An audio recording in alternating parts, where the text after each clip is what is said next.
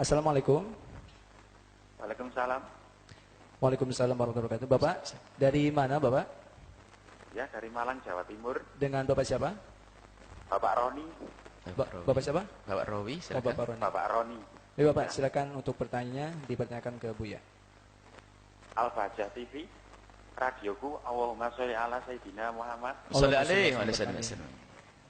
Ini mau tanya untuk hukumnya sholat berjamaah sama nyebarin video Buya ya tanpa izin Buya ini boleh atau enggak ya?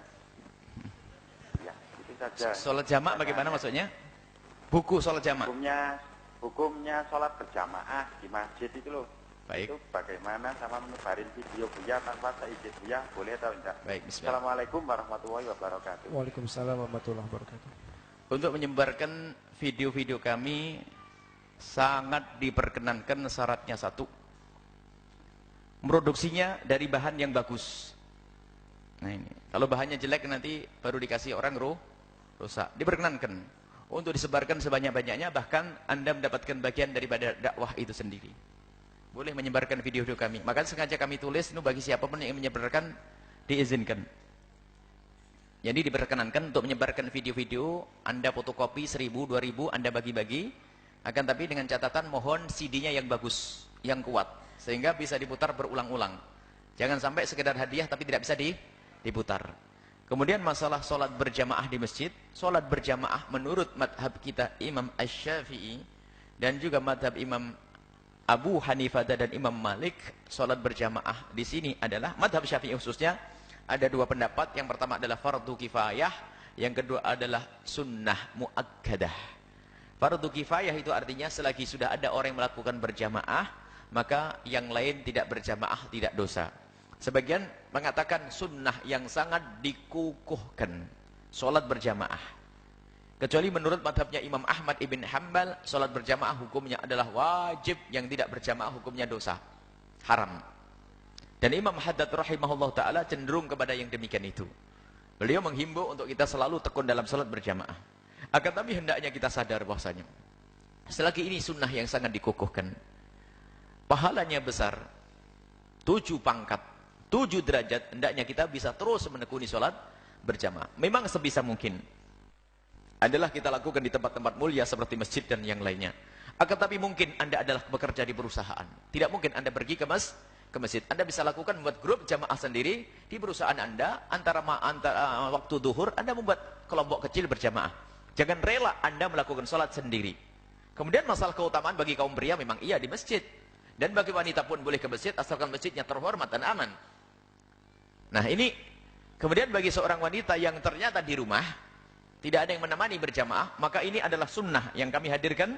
Dan ini disepakati oleh para ulama, hendaknya para suami yang sudah melakukan sholat berjamaah di masjid itu, kalau pulang tolonglah ditemani istrimu. Menemani istri dengan sholat berjamaah itu juga sunnah dan pahalanya luar biasa. Jangan istrinya suruh melahirkan saja sama gendong anak, nggak pernah ngerasain sholat berjamaah, nggak bisa ke masjid, ya kan, karena ada anak-anaknya. Sehingga sang suami khusyuk di masjid, kalau pulang nggak pernah nemani. Tolong, ini namanya sholat mu'adah. Ada 2 hadis riwayat Imam Tirmidzi menceritakan tentang sholat mu'adah yang disunnahkan, mengulang sholat dengan berjamaah untuk menolong orang, menolong istri. Anda selesai assalamualaikum sholat di masjid, pulang ke rumah, atau sebelum, karena masjidnya agak lambat, sholat dulu dengan istri di rumah. Setelah itu Anda pergi masjid, mendapatkan semuanya. Jadi sholat di masjid adalah sunnah yang sangat dikukuh. Sholat berjamaah sunnah dikukuhkan. Kalau dilakukan di masjid lebih besar lagi pahalanya. Jangan hanya kita mengatakan, oh cuman sunnah saja. Oh enggak, kita hilang syiar, hilang kemuliaan, hilang kebaikan yang 27 itu. Baik, itu hukum sholat berjamaah menurut madhab kita Imam Asy-Syafi'i radhiyallahu ta'ala anhu. Cuman biasanya orang kalau sudah mengentai sunnah itu kayak enteng, kayak sudah punya surga, jadi ngentengin urusan kesunnahan. Maka kami himbau, selagi Anda tidak bisa datang ke masjid, jangan membiasakan sholat sendiri, susah diterima oleh Allah. Tapi dengan berjamaah, membuat kelompok. Kalau terlambat, membuat kelompok. Sehingga sampai dianjurkan untuk nolong. Misalnya Anda datang ke masjid, kok sudah selesai sholat berjamaah. Maka apa? Salah satu yang sudah sholat hendaknya menemani. Ini pernah terjadi pada zaman Nabi. Ada satu orang sholat terlambat sholat di masjid. Masjid sudah selesai sholat, orang itu sendirian. Nabi kasihan melihat orang tersebut. Lalu Nabi mengatakan, man sayatasaddaq bihadzal rajul falyusalli ma'ah. Yang mau sedekah dengan laki-laki yang baru datang ini, hendaknya Yang mau sedekah dengan laki-laki ini hendaknya membantu untuk temani sholat. Diajarkan oleh Nabi. Maka yang sudah sholat temani. Pak mau sholat dengan saya? Ayo temani. Allah. Ukhuwah indah. Ya. Sholat, mengulang sholat berjamaah dengan berjamaah. Syaratnya yang kedua berjamaah. Mengulang sholatnya yang kedua berjamaah dan kelompoknya berbeda.